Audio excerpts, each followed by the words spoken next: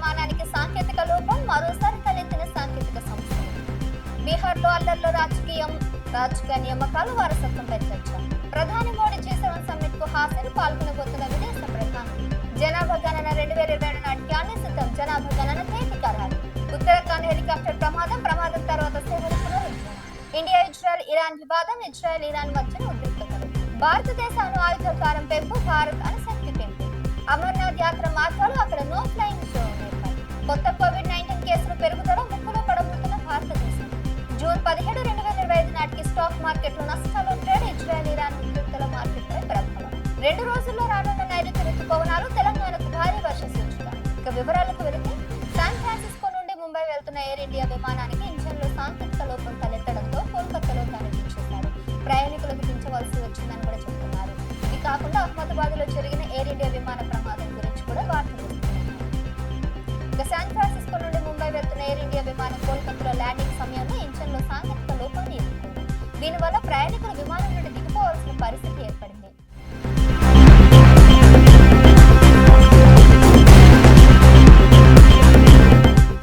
ప్రధాని మోడీ కెనడాలో జరగనున్న G7 సమ్మిట్ కు హాజరయ్యేందుకు సైప్రస్ పర్యటన ముగించుకొని బయలుదేరారు. ప్రధానమంత్రి నరేంద్ర మోడీ సైప్రస్ పర్యటన ముగించుకొని G7 సమ్మిట్ లో పాల్గొనేందుకు కెనడా చేరుకున్నారు. ఈ సమ్మిట్ లో ఆయన కీలక అంతర్జాతీయ అంశాలపై చర్చించనున్నారు.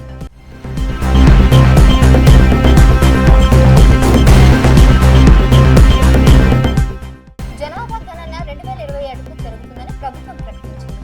భారత ప్రభుత్వం 2027లో జనాభా గణన ప్రక్రియను చేపడుతుందని అధికారికంగా ప్రకటించింది. దీనికి సంబంధించిన పనులు త్వరలో ప్రారంభం కానున్నాయని కూడా అధికారులు వెల్లడించారు.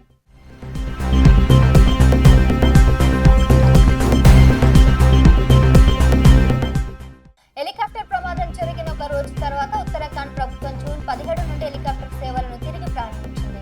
ఉత్తరాఖండ్ లో హెలికాప్టర్ సేవలు పునరుద్ధరణ చేశారు. ఇటీవల హెలికాప్టర్ ప్రమాదం తర్వాత ఉత్తరాఖండ్ ప్రభుత్వం పర్యాటకుల సౌలభ్యం కోసం జూన్ 17 నుంచి కేదార్నాథ్ హెలికాప్టర్ సేవలను తిరిగి ప్రారంభించింది. ప్రమాదానికి గల కారణాలపై విచారణ జరుగుతోంది.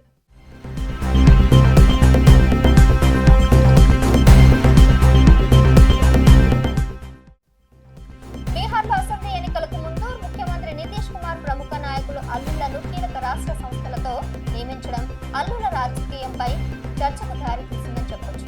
బీహార్లో రాబోయే అసెంబ్లీ ఎన్నికల నేపథ్యంలో ముఖ్యమంత్రి నితీష్ కుమార్ ప్రభుత్వంపై ప్రతిపక్షాలు అల్లుల రాజకీయం ఆరోపణలు చేస్తున్నారన్నారు. కీలక ప్రభుత్వ పదవుల్లో ప్రముఖ నాయకుల కుటుంబ సభ్యులను నియమించారని విమర్శలు వినిపిస్తున్నాయి.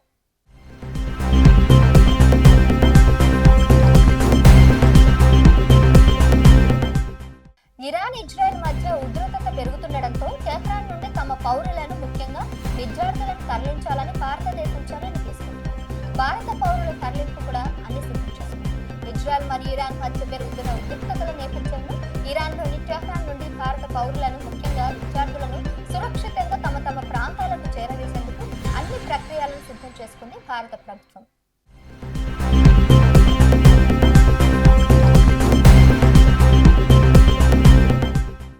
SIPRI నివేదిక ప్రకారం భారతదేశం తన అణు ఆయుధాగారానికి 8 అదనపు వార్ హెడ్లను జోడించి మొత్తం 180కి చేరింది. ఇది పాకిస్తాన్ కంటే ఎక్కువ.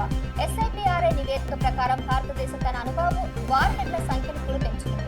ఇది ప్రాంతీయ భద్రత సమీకరణలపై ప్రభావం చూపుతుందని విశ్లేషకులు అభిప్రాయపడుతున్నారు.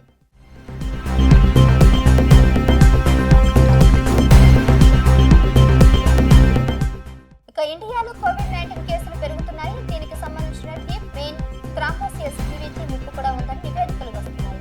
దేశంలో కోవిడ్ కేసులు పెరుగుతున్న నేపథ్యంలో ఈ సంఖ్య రోజుకి ఎక్కువ అవుతున్న నేపథ్యంలో అప్రమత్తంగా ఉండాలని హెచ్చరిస్తున్నారు. ప్రజలు తగిన జాగ్రత్తలు తీసుకోవాలి, ఖచ్చితంగా మాస్క్ కూడా పెట్టుకోవాలని ఆరోగ్య అధికారులు సూచిస్తున్నారు.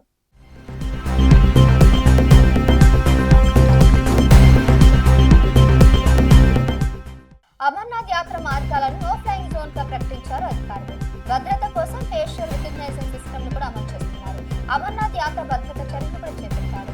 ఈ యాత్రలో దృష్టిలో ఉంచుకొని యాత్ర మార్గాలను నో ఫ్లైయింగ్ జోన్ గా ప్రకటించారు. భద్రతను పర్యవేక్షించడానికి, తీర్థయాత్రను సురక్షితంగా నిర్వహించడానికి అత్యాధునిక ఫేషియల్ రికగ్నైజేషన్ సిస్టమ్ ను ఏర్పాటు చేస్తున్నట్లు తెలియజేశారు.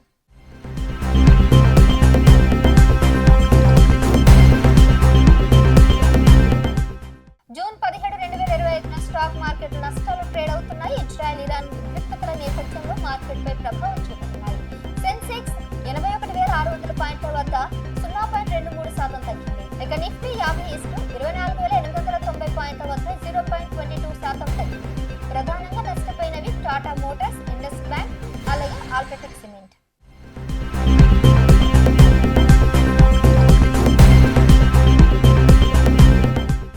తెలంగాణలో నైరుతి రుతుపవనాలు కొన్ని ప్రాంతాలకు విస్తరిస్తున్నాయి. రాబోయే 2 రోజుల్లో దేశ వ్యాప్తంగా వర్షాలు పడే అవకాశం ఉంది.